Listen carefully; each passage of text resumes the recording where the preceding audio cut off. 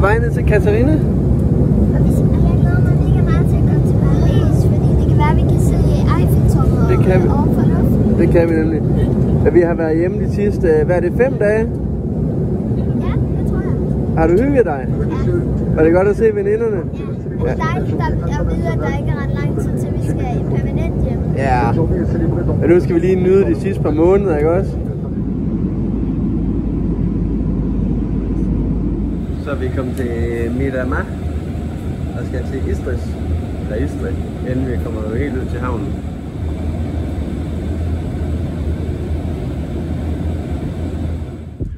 Vi har lige inspektøren i masten, og vi har kigget på, hvordan det hele ser ud. Og jeg tror nu, det er godt nok. Så er vi færdige med bådskole, og vi har fået frokost. Så sidder vi lige og laver sådan lidt eftermiddagshygge. Den her. Var det fint. Jeg sælger sådan nogle smykker, jeg laver klæde. Jeg laver også sådan nogle her, som er sådan nogle sten, som man også kan købe, men jeg har bare lige lavet nogle klæde derovre. Sådan øreringe og smykker af sådan forskellige sådan noget seaglas, vi har fundet. Her er der det brune seaglas, her er det blå og hvide, og så er det en masse grønne seaglas også det her. Er der sket noget specielt i dag? Ja, vi har mødt rimelig mange danskere. Ja. Første gang ever. Men når man er afsted i så lang tid, så er det bare en lille smule hyggeligt at møde nogle børn. Ja. Danske børn. Det er de første danske børn, vi har mødt siden juli. Ja, det er også lidt sindssygt. Og vi har alligevel maj. Det var også sjovt at se Victoria, hun livede noget op. Ja. Og så er der jo bare blevet dejligt vejr. Ja. Så... Og så om et par dage, så sejler vi videre igen. Ja, så sejler vi til Barcelona, til Mallorca og Menorca. Ja, det bliver også dejligt. Ja, det bliver mega fedt. Hey. Hvem har vi der? Det kan tage en masse. Var noget med, at telefonen ringede i morges venlige tiden? Ja, vi solgte båden. Det er fandme nice. Ja, det gik hurtigt. Det gik mega hurtigt. Så ja, så sådan det. Så nu har vi lige et par måneder mere at sejle i, inden han skal overtage den. Ja. Så er vores år gået. Og så skal den på land omkring 1. juli. Ja. Og så er det det. Elias, har du hængt håndklæder ud? Det har du gjort? Ja, nu kan jeg kigge. Okay, fint. Ja, altså der er stadigvæk plads til forbedring. Men det er det, du kan tegne? Jeg har tegnet en arm, hvor der er ligesom sådan en slange. Ja. Ja. Ja, det ser meget godt ud, skal du eddermame blive god til det der tegneri. Du må se, hvad du kom for det. Ja, det ser da meget godt ud. Jeg er ved at sejle fra havnen her ved Rhônefloden. Efter 14 dage, vi har ligget stille, så er vi nu på vej. Så endnu et togt med Katarina. På vej mod Barcelona. Ja. Og om nogle dage skal vi videre til Mallorca. Ja. Og der er virkelig, vi stod op kl. 4 i morges for at sejle afsted. Og der er lunt. Elias, han synes, det vipper lidt. Så han er kommet i cockpittet. Bitte tut. Buffaslasen er kommet i cockpittet. Det er sjældent, vi ser ham op så tidligt, hva'? Jeg sad lige og tænker over, om man på en eller anden måde kunne få remoulade ind i morgenmaden. Remoulade? Vi har fået tradet os frem til livsvigtig remoulade. Nej. Ligger bare og venter på, at det bliver net. Ligger bare og venter på, at det bliver net. Ja. Ja. Ja.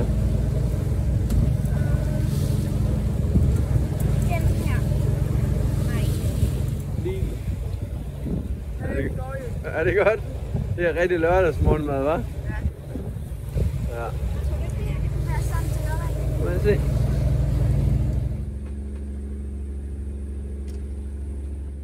Victoria, hun fordriver lige tiden med at hoppe lidt ud i stævnen. Det er Victorias yndlingsbeskæftigelse, når vi sejler lange ture. Og Elias han slapper bare af. Og far han sover. Vi har været tidligt op.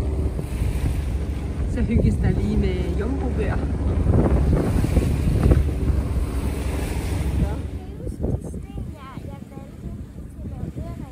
Ja. Kan du lige vise dem? Skal jeg lige finde dem? Ja.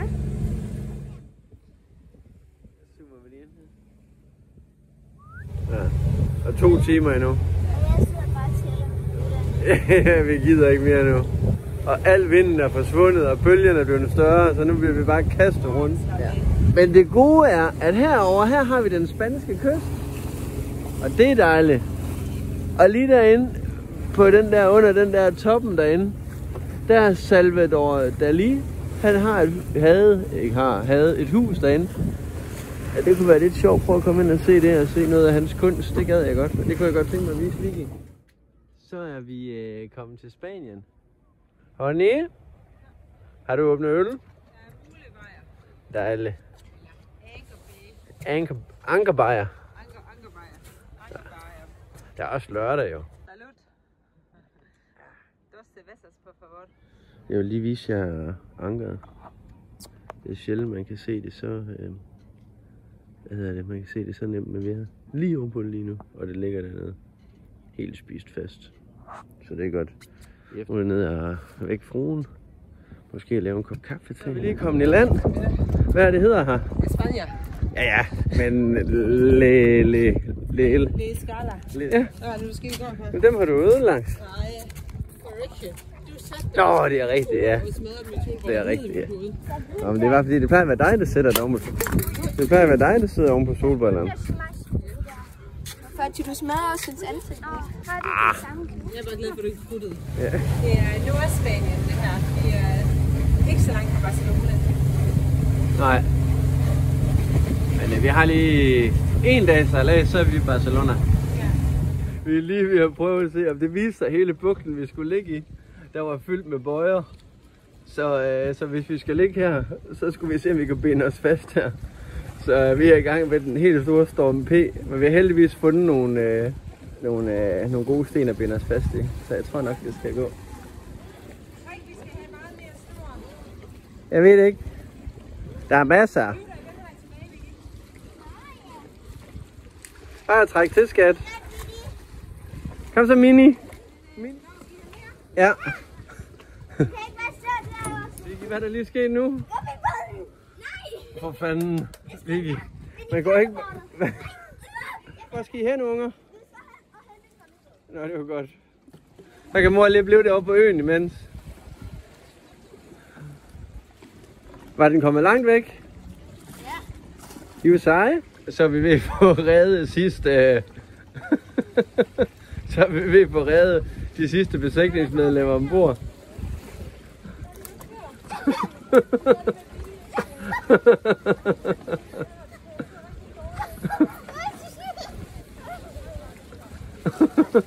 Kom så, skat. Ja.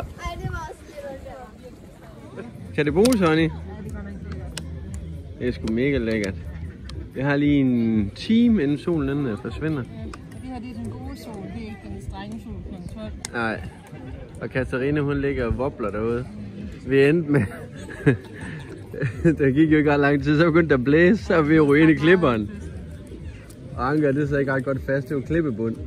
Så vi endte med at sejle ud og smide anker igen, og ned og kigge på det. Og så fandt jeg en betonklods, vi kunne binde os fast til. Så nu ligger vi godt. Ja. Kan du prøve at vise mig, hvad I har lavet? Det er også Elias, der har lavet noget, er det ikke? Jo, Elias har lavet den grønne halskæde her. Det må jeg se.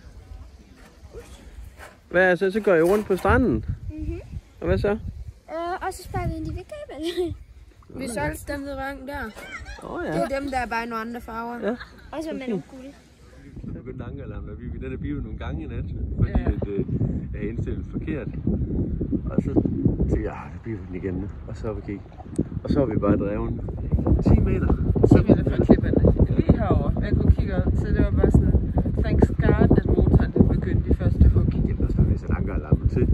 Fordi, altså, og det skal man. Always ankerlarm. Men det lå fandme vin. Ja, ej, vi er sådan lige midt om natten her, vi er lidt rystet. Men det er jo kraftigt, det var også sindssygt. Det har vi aldrig prøvet før. Ja, det var sgu da vildt nok. Prøv det svære. Ja. Det var bare knæret over. Ja. Da du gik op, så kunne jeg godt se på vores anchor-alarm settings, at den skulle nok være god nok den her gang, fordi altså distance til anchor point, det rykkede sig bare hjernedødt hurtigt.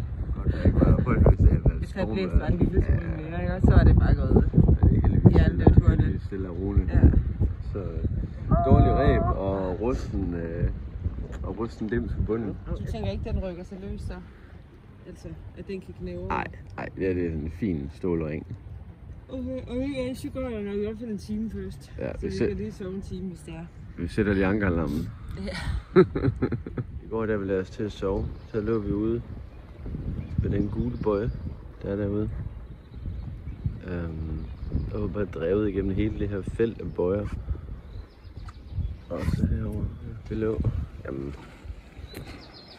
meget tættere på end det her. Nok 10 meter, 5 meter fra klipperne. Så vi var fandme heldige. Heldet, det tilsmider de i et eller andet, jeg kan ikke huske ordsproget. Men vi var i hvert fald heldige. Så er Elias op og klar til at smide fortøjningen. Er du klar? Ja. Det er godt. Så starter jeg motoren. Så må du gerne smide. Er vi fri? Skide godt.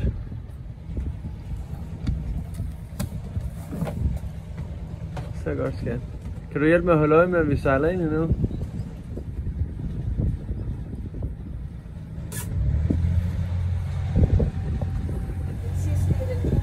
Ja. Så skal vi bare lige rundt om den der spids derude. Kan du se den? Ja. Der holder vi lige lidt afstand. Det er rimelig vildt der. Ja. Der er mange måger omkring, hva'? Og vi cockpittet. Der er Vicky i gang med at lave skole. Hun er ved at lave stil. Ja. Om de 3 Kristi børster. Eller hvad? Ja, hvad? 3 små hamster. Det er 3 små hamster. De har lov medvind. 5-7 sekundmeter i dag. Så har vi fået modvind. 2-3 sekundmeter. Så det er jo så endnu en dag for motor. Hvad er det, du skal? Jeg skal i vandet nu. Det er mega koldt. Er du sikker på, at du vil det? Ja. Er du klar? Ja. Nej. Ej, det var da en lidt fesen hop, far.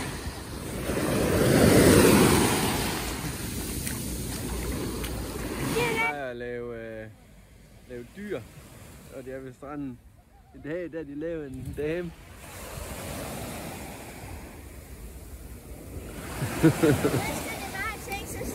Nej, jeg tror det. Er du tilfreds? Hvad siger du, Vicky? Er det godt nok? Ja, så tager det lidt af dem igen. Så er vi lige på Fresco. Jeg kan huske den her restaurant fra da jeg var studerende i Barcelona. Der spiste jeg altid på Fresco. 20 år senere. Elias har fået farve i ansigtet igen. Jeg var lige ved at blive svimt. Ja, du trængte til at få noget føde.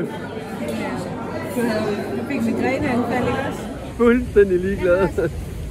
De flytter sig bare. Det regner. Vicky, jeg har bådskole. Elias er blevet syg. Ikke så godt. Så nærdødsoplevelse. Jeg har været mor arbejder. Det er dejligt. Der er der fartur i dag. Første stop var lige Triumfbuen her. Og så var det der billeder af en dun, der var nede over bordet. Ja. Den gule og grønne dun, der er mega, så kan man se de folder. Hvor meget selvtillid man skal have for at kan gå ud og sige, at man er en af de bedste kunstnere i verden, og så male sådan et maleri. Man skal virkelig tro på sig selv, altså, hvor dygtig man er, hvis man skal gøre det. Når man ser noget af det andet, havde malet, der var mega flot. I dag står den på, hvad hedder han, Gaudi? Nej, det hedder han ikke. Hedder han det? Jo. Gaudi. Hvad er vi gået? 300? 400 meter. Og så er der pause. Ja. Ja, det var en hård dag, så vi har virkelig knoklet på i dag. Ja, vi skal lige have været det mandegørende syg. Så tager vi lige de pauser, det er nødvendigt. Ja. Det var egentlig ikke rigtig meningen at skulle med, men så lovede hun, at jeg må holde alle de pauser. Så er vi frem til, hvad den hedder? La Sagrada Familia. La Sagrada Familia. Kæmpe stor klump af en kirke, som ikke er færdig nu. 1.500 år, godt og vel, har de brugt på at bygge den. Man kan se, de er kommet længere end det gør. Nu er vi kommet over på den anden side af La Sagrada Familia. Og her er udtrykket bare helt anderledes, meget mere modernistisk. Og den der ark deroppe, her, den deroppe, den var der ikke sidste gang vi var der. Ja, hvad er det, vores chauffør hedder? Andy.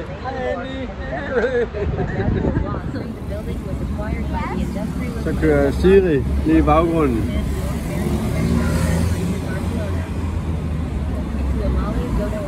Så har vi lige en drive-by her. KKS? Nej, det er kysser. Nå, en kys. De der firkanter er små igen. Må jeg smage det i en nuki? Ja. Så det er guld? Los caballos, son de oro. Han siger de der. Finer igen. Så lige den, jeg ved ikke lige hvad den laver, hygget sig lidt. Det er sjovt, det er jo meget fort. Altså, det er jo halv meter skal det ud til, de svømmer foran båden.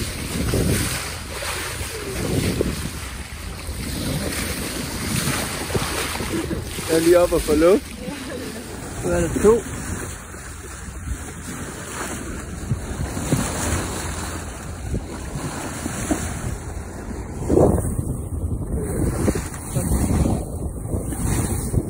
Nu smuttede de igen. Hvad så?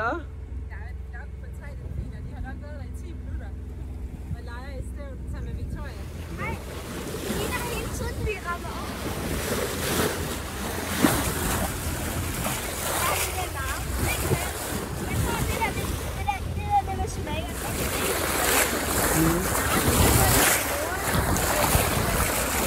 Godt lidt. Det kan du da nok have ret i.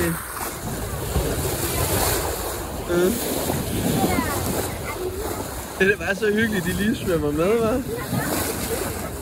Ja. Så det kan være, at vi skal samme vej.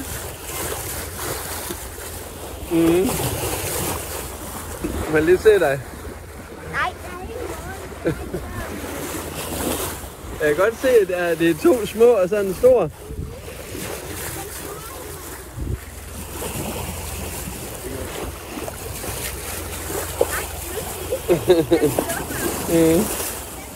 Jamen, der kommer en mere. Der er 4 nu i hvert fald. 5. Nu svømmer de væk. Så har vi sejlet i 10-11 timer. Og vi kan se Mallorca herinde nu. I skyggerne. Så har vi under 1,5 time tilbage ind til Soller, der ligger herinde bag ved masten. Jeg lige er så kommet i cockpittet og fået internetadgang igen, så det er meget godt. Nedenfor, der er Woody, der er ved at gøre klar. Hej! Det er så godt. Hvordan var ingefærteen, Elias? Ja, det kan jeg godt forstå.